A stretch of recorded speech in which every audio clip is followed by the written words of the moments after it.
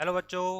मैं पंकज कुमार स्वागत करता हूं आप सभी का आपके अपने YouTube channel A to S Adda school में। तो बच्चों, हम स्टार्ट करने वाले हैं मैथ की क्लास। तो मैथ की क्लास स्टार्ट करने से पहले मैथ के बारे में आपको थोड़ा सा बता दें। तो मैथ बहुत ही इंटरेस्टिंग सब्जेक्ट है, लेकिन ये कि सीखना अगर आ गया अपने को तो मैथ को करना बहुत ईजी अपने लिए हो जाएगा।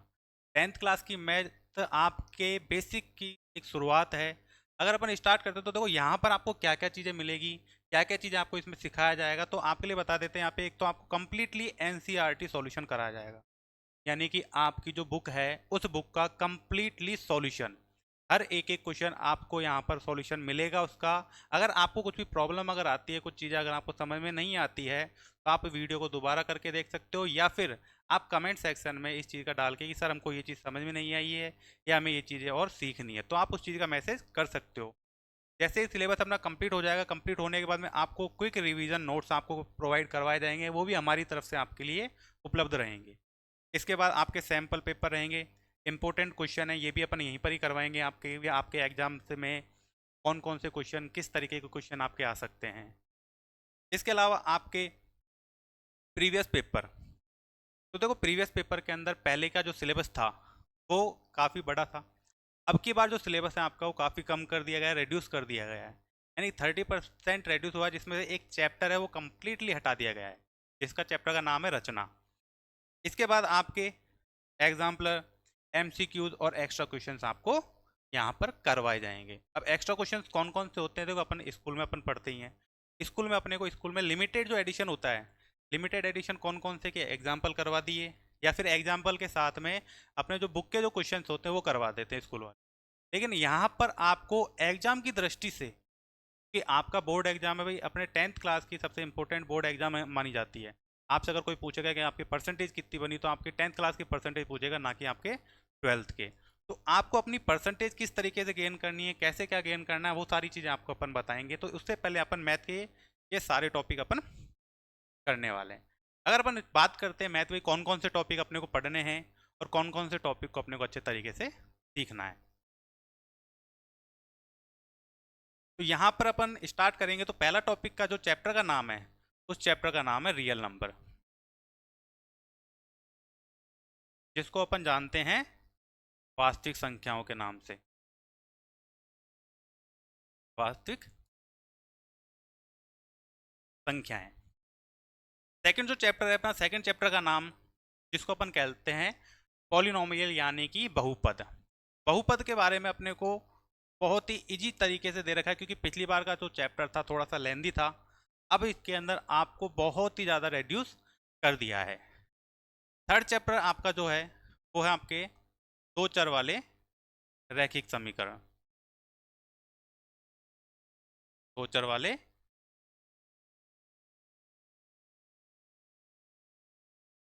रैखिक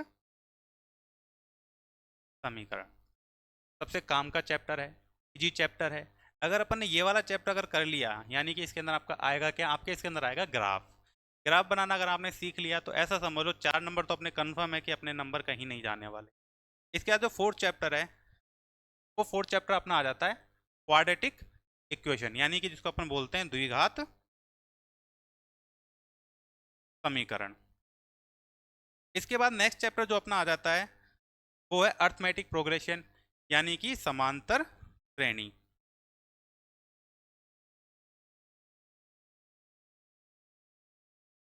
समांतर श्रेणी। इसके बाद जो नेक्स्ट चैप्टर अपना आ जाता है वो है त्रिभुज, जिसके बारे में आप अच्छे से पढ़ भी चुके हो और अच्छे से आप इसके बारे में जानते हो, थोड़ी सी नॉलेज आपको इसकी चाहिए।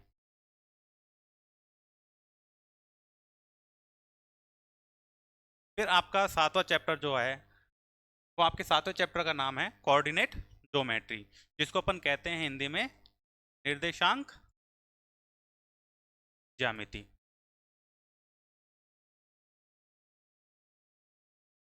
फिर अपना आठवां जो चैप्टर है वो सबसे इम्पोर्टेंट चैप्टर मान के चलो। बहुत ही सारे बच्चों को तो चैप्टर जो है बहुत ज़्यादा हार्ड लगता है, लेकिन अपने को इसको इजी बनाना है, तो इजी वे में अपन इसको पढ़ेंगे, जिसका नाम है आप जानते हो त्रिकोणमिति। फिर इसके बाद में अपन पढ़ेंगे त्रिकोणमिति से रिलेटेड कुछ अनुप्रयोग। त्रिकोणमिति के कुछ अनुप्रयोग।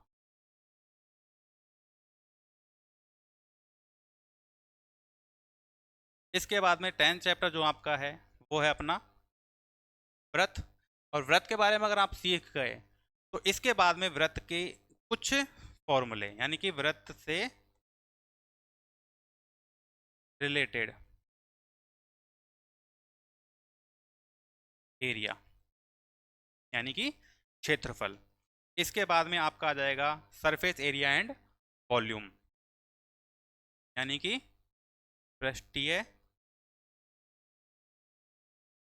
क्षेत्रफल और आपका आयतन। ठीक है। इसके बाद थर्ड जो चैप्टर अपना उसको अपन बोलते हैं सांख्यिकी, यानी कि स्टैटिक्स। बहुत इजी चैप्टर है बच्चों के लिए, सबसे ज़्यादा इजी चैप्टर यही है जो बच्चों को आपको पास करवाएगा, यानी कि सबसे ज़्यादा नंबर का चैप्टर भी यही है आपका। इस चैप्टर को अगर आपने अच्छे से सीख लिया तो आपको फेल होने वाली, जिनको डर लगता है भाई फेल हो जाएंगे क्या से क्या रहेगा, तो उनको ये चैप्टर अच्छे से पढ़ लेना है। इसके बाद में लास्ट जो आपका है वो है प्रोबेबिलिटी, यानी कि प्रायिकता। ये सारे चैप्टर मैंने आपके लिख दिए हैं। इस चैप्टर के अंदर अपन सारी चीज़ें अपने को पढ़ना है, इन सारी चीज़ों को अपने को सीखना है। तो सबसे पहला जो टॉपिक है अपना उसको अपन आज स्टार्ट करने वाले हैं, जिसका नाम है अपने वास्तविक संख्याएं, यानी कि रियल नंबर। तो देखो, वास्तविक संख्याएं की अगर बात करें तो वास्तविक संख्याओं से पहले अपन बात करते हैं संख्याओं की।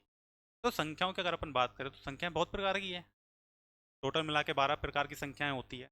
अब 12 प्रकार की संख्याएं वो अपने काम की है या नहीं है वो तो अपन बताएंगे, लेकिन 12 के 12 को सीखना कैसे है वो आपको अपन अब इस चार्ज में बताएंगे। तो कौन कौन सी है जिसके बारे में आप अच्छे से जानते भी हो। इसमें पहली जो है जिसका नाम है प्राकृत संख्या, जिसको अपन सब कहते हैं नेचुरल नंबर। प्राकृत संख्याओं की अगर बात करें, भाई प्राकृत संख्या क्या होती है, आपको पता है प्रकृति में जो चीज़ अपने को मिली है तो अपन कहते हैं प्राकृत। कैसे कैसे स्टार्ट होती है, किससे आपको सबको पता। अगर आपसे कोई बोलता है बेटा गिनती सुनो, तो आपको पता कैसे सुनाओगे, 1 2 3 4 5 इस तरीके से। ऐसे थोड़ी बोलोगे 0 1 2 3, नहीं ना। तो यानी कि एक से जिनकी शुरुआत होती है, या फिर अपन कह सकते हैं कि गिनती में गिनती में जिनकी शुरुआत, ऐसे कह लो कि गिनती में जिनकी शुरुआत एक से होती है। कहाँ से? एक से। तो ऐसे मत समझो कि मैं फ़ोन में पढ़ा रहा हूँ, ऐसे समझो कि मैं आपके सामने ही हूँ और आपको कुछ नहीं करना। आपको ऐसा जब मैं बोलूँ, बोलने की कहूँ या कुछ कहा जाता है पूछा जाता है, तो आपको वहीं पर ही आपको बैठे रह के आपको जवाब देना है। तो इससे आपको ये नहीं लगेगा कि भाई आप फ़ोन में मुझे आप देख रहे हो, वीडियो देख रहे हो। ऐसा लगेगा कि जैसा आप मुझसे रियल में पढ़ रहे हो। गिनती की शुरुआत जिसमें अपन बात करते हैं, एग्जाम्पल के लिए जैसे 1 2 3 4 5 6 से लेकर कहाँ तक होती है, अपने अनंत तक, यानी कि इन्फिनिट तक, इन्फिनिटी। इसके बाद सेकंड नंबर की जो आती है वो अपने होते हैं, भाई प्राकृत संख्या अपनी कंप्लीट हो गई। प्राकृत संख्या एक से शुरुआत हो गई। अब एक से शुरुआत हो गई तो देखो 9 तक तो अपन 1 2 3 4 5 6 7 8 9 तक तो अपन लेते हैं, आगे बहुत है। लेकिन अगर अपन एक किसी शब्द को लेते हैं, अगर अपन लेते हैं किसी को 10 को, तो 10 के अंदर एक तो अपने प्राकृत संख्या है, लेकिन जीरो कहाँ से आया, जीरो भी तो है। इस जीरो का भी तो मेन रोल है। जीरो कैसे लेंगे, तो जीरो आया अपने पास में पूर्ण संख्या से। पूर्ण संख्या जिसको अपन बोलते हैं वोल नंबर, यानी कि प्राकृत संख्याओं के साथ, प्राकृत संख्याओं के साथ या उनकी शुरुआत जीरो से होती है। प्राकृत संख्याओं के साथ जीरो का आना, आना।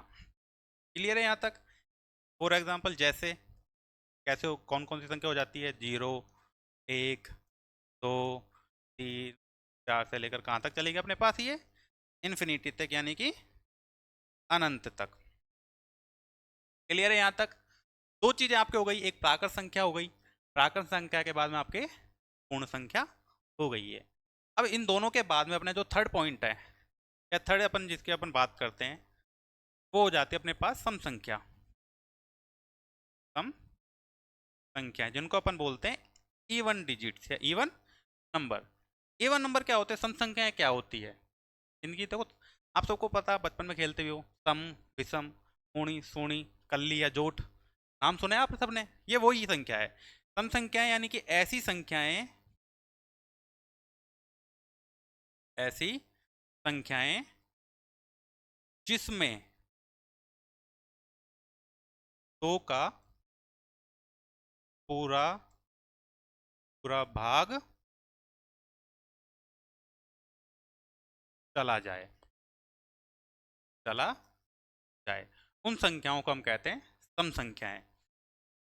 कौन कौन सी होती है, जैसे 2, 4, 6, 8, 10 से कहाँ तक, अनंत तक। 11 हो नहीं सकते क्योंकि 11 में 2 का भाग नहीं जाएगा। 3 नहीं हो सकती क्योंकि 3 में भी 2 का भाग पूरा पूरा नहीं जाता है। इसके बाद नेक्स्ट अपन लेते हैं फोर्थ नंबर का, जिसको अपन बोलते हैं विषम संख्याएं।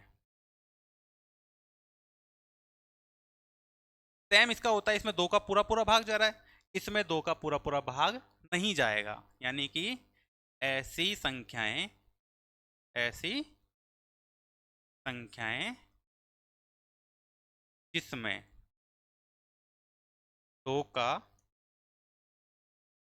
पूरा पूरा भाग नहीं जाए, नहीं जाए, मतलब भाग तो जाए लेकिन पूरा पूरा ना जाए। कौन कौन सी हो जाएगी, वो हो जाएगी अपने पास जैसे 1, 3, 5, 7, 9 से वो चलेगी अपने पास में अनंत तक। ये चार चीजें आपको बता दी। चार चीज, पहली चीज अगर अपन रिपीट करें दोबारा, सम संख्याएं, सॉरी, प्राकृत संख्याएं। प्राकृत संख्या क्या होती है अपने को पता है, प्रकृति के द्वारा जो प्राकृत मिलेगी अपने को, ऐसी संख्या जिनकी गिनती की शुरुआत 1 से होती है, जिनकी गिनती की शुरुआत अपने कहाँ से होती है, 1 से होती है। फॉर एग्जाम्पल जैसे 1, 2, 3, 4, 5, और इनको अपन डिनोट करते हैं एन से, जिसको अपन कहते हैं नेचुरल नंबर, यानी कि एन से इसको लिखा जाता है, नेचुरल नंबर होती है। पूर्ण संख्या जिसको अपन कहते हैं, डिनोट करते हैं डब्लू से, जिसको अपन कहते हैं होल नंबर। होल नंबर इसको जिसमें प्राकृत संख्याओं के साथ जीरो का आना, यानी जीरो भी शामिल हो जाता है। इसके बाद में जो आपकी सम संख्या है, ऐसी संख्या जिनमें 2 का पूरा पूरा भाग चला जाता है। इसके बाद में विषम संख्या, ऐसी संख्या जिनमें 2 का तो पूरा पूरा भाग नहीं जाता है। यहाँ तक अपना क्लियर है, अपन ने गिनती के बारे में सीख लिया, जीरो का भी आ गया, सम भी आ गया, विषम भी आ गया। अब बच्चे क्या अपने पास में, अपने पास बचे हैं फिफ्थ नंबर का पूर्णांक, जिसको अपन कहते हैं इंटीजर्स। देखो इंटीजर्स बहुत इंपॉर्टेंट मान के चलो, काम की चीज़ भी है, एग्जाम में भी पूछी जाती है। ऐसी संख्याएं, ऐसी संख्याएं जो शून्य से, यानी कि जीरो, जो शून्य से धनात्मक तथा ऋणात्मक,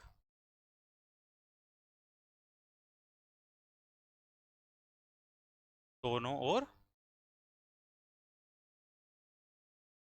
चले, यानी कि ऐसी संख्याएं, शुरुआत तो गई, बोलते भी हैं इनको, जीरो का भी है, जीरो से बाद वाली अपन ने सारी पढ़ ली। जीरो से बाद वाली कौन सी, 1 से अगर स्टार्ट होगी तो प्राकृत संख्या है, जीरो शामिल हो गया तो पूर्ण संख्या है, और माइनस की संख्या अगर आ जाए तो ये शामिल हो, जिसका नाम है पूर्णांक, यानी कि इंटीजर्स बोलते हैं। कैसे, 0, 1, 2, 3, 4 से लेकर ये चलेगी अपने पास में अनंत तक। अनंत तक आता जितनी भी संख्या अपने पास, जितनी भी अपने पास टोटल गिनतियां होती है वहां तक।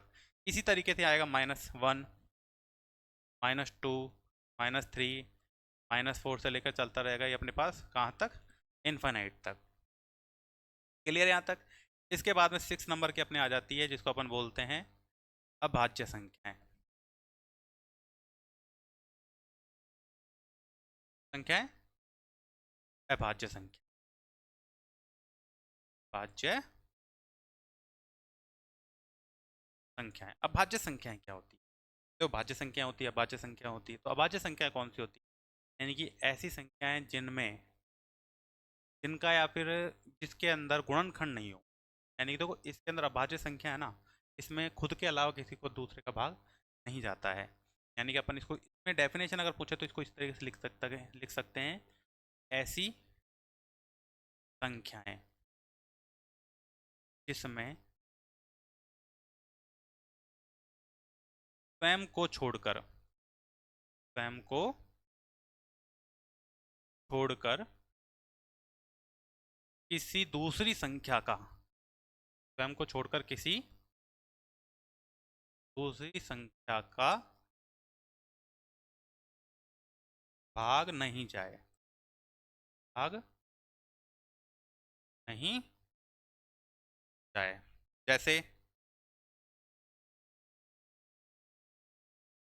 2, 3, 5, 7, 11, 13, 17, 19, 23, इस तरीके से चलते चलते कहाँ तक जाएगी अपने पास, इन्फिनाइट तक, यानी कि अनंत तक। तो इसमें एक है अपने पास, एक, कौन, एक।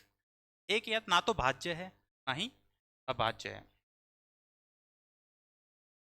ये जो एक है ना, इसको ना तो अपन अभाज्य कैटेगरी में लिखते हैं और ना ही अपन इसको भाज्य की कैटेगरी में लिखते हैं।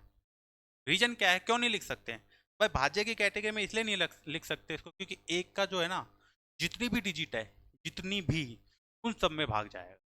लेकिन अभाज्य में, इसमें क्यों लिख रखा है? इसमें अब भाई अभाज्य क्यों नहीं है? क्योंकि अभाज्य के अंदर क्या होता है कि अभाज्य में गुणनखंड जो है कम से कम 2 होने चाहिए। इसमें गुणनखंड नहीं है। गुणनखंड है क्या इसमें? एक के अलावा कोई दूसरा गुणनखंड नहीं है। यानी कि ये ना तो अभाज्य ना ही ये भाज्य है।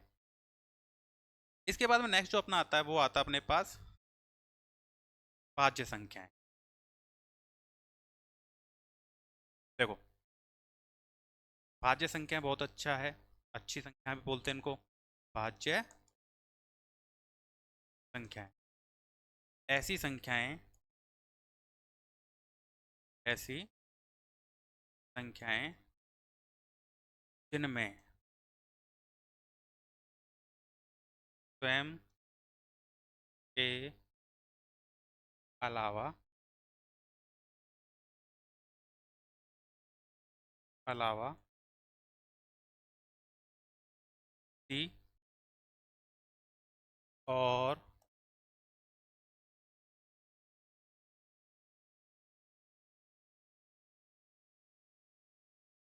विभाजित हो जाए। क्लियर है? जैसे कौन कौन सी संख्या हैं?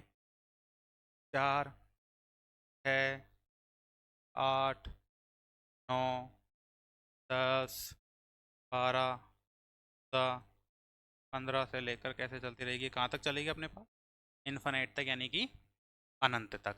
कोई दिक्कत यहाँ तक? अपने 7 चीज़ें अपन ने पढ़ ली है। 7 के बाद में अपने पास नेक्स्ट चीज़ आती है, वो आती है अपने पास 8वें नंबर की, जिसको अपन बोलते हैं अपने परिमेय संख्या, परिमेय।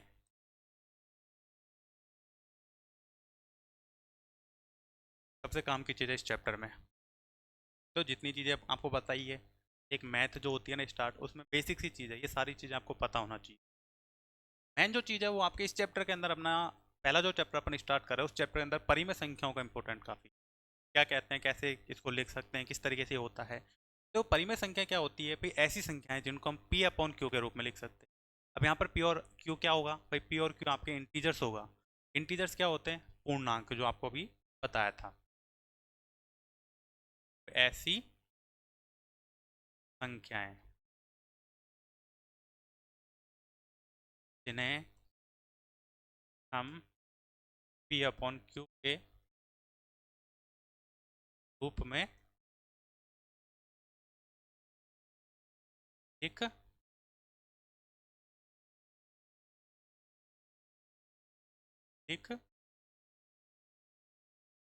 सकते हैं। ऐसी संख्या जिन्हें हम पी अपॉन क्यू के रूप में लिख सकते हैं जहाँ क्यू जो है वो जीरो नहीं होना चाहिए। क्यों? क्योंकि जैसे मान के चलो मैं 2/3 लिखता हूँ, दोनों मेरे पास 2/3 जो है टीचर्स है। अगर मैं इसका भाग इसमें देता हूँ तो ये तो चला जाएगा, जो भी आएगा वो पॉइंट में आएगा, लेकिन इसको मैं पी अपन क्यू के रूप में लिख सकता हूँ। लेकिन यहाँ पर अगर मैं 3 की जगह 0 लिख देता हूँ, तो किसी भी संख्या में अगर अपन 0 का भाग देंगे तो उसको परिभाषित ही नहीं कर सकते, उसको अपन अपरिभाषित या फिर इनफाइनाइट भी कह सकते हो, या फिर अपन इसको कह सकते हैं अपरिभाषित। डिफाइन ही नहीं कर सकते इस चीज़ को। लेकिन अगर किसी संख्या के अलावा अगर मैं 0 के अंदर किसी संख्या का भाग दूंगा तो उसका तो वैल्यू 0 ही आएगा। लेकिन किसी संख्या में अगर मैं 0 का भाग दूंगा तो अपरिभाषित होगा, उसका कोई रिजल्ट ही नहीं होगा। अब जिसका कोई रिजल्ट ही नहीं है उसको अपन डिफाइन कैसे कर सकते हैं? डिफाइन ही नहीं होगा वो चीज़। और इसके बाद नई जो चीज़ है वो अपने पास बची है अपने 9th नंबर की अपरिमेय संख्या। एग्जाम्पल बता देता हूँ मैं आपको। जैसे 2/3, 4/5, 1, 2। नेक्स्ट अपन ले लेते हैं 9वीं नंबर की अपरिमेय संख्या। अपरिमेय संख्या, तो अपरिमेय संख्या क्या होती है? जिनको हम पी अपॉन क्यू के रूप में नहीं लिख सकते हैं, लेकिन होंगे दोनों पी अपॉन क्यू इंटीजर्स ही होंगे, लेकिन पी अपॉन क्यू के रूप में नहीं लिख सकते हैं। ऐसी संख्याएं जिन्हें हम पी अपॉन क्यू के रूप में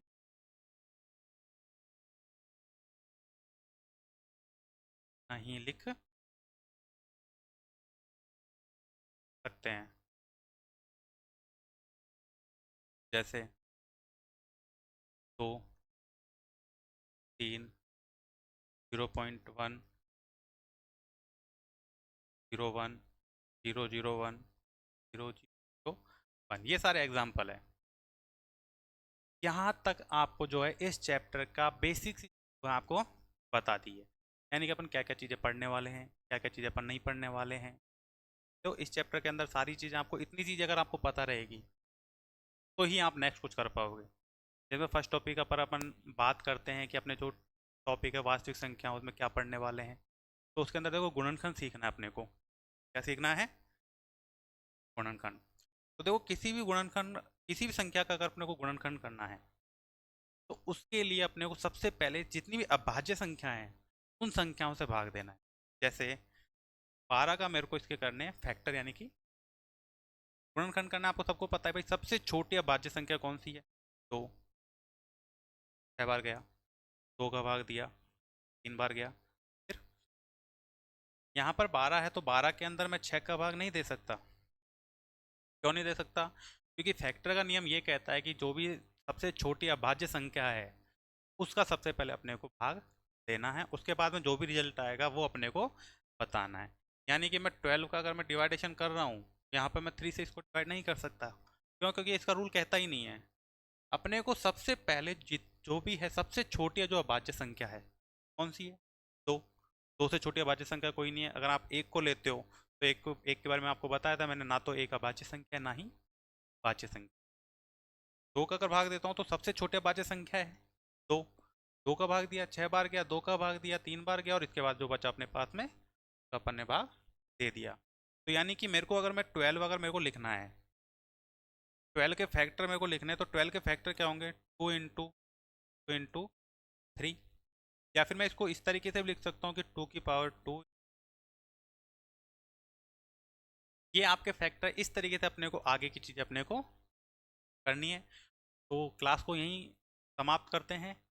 नेक्स्ट क्लास जो आपकी रहेगी, अगले दिन की जो क्लास रहेगी, उस क्लास के अंदर आपको इस चीज़ के बारे में यानी कि गुणनखंड के बारे में आपको सारी चीज़ें बताई जाएगी और उसके बाद में अपन रेगुलर कंटिन्यू अपने सिलेबस को लेके चलेंगे। Thank you.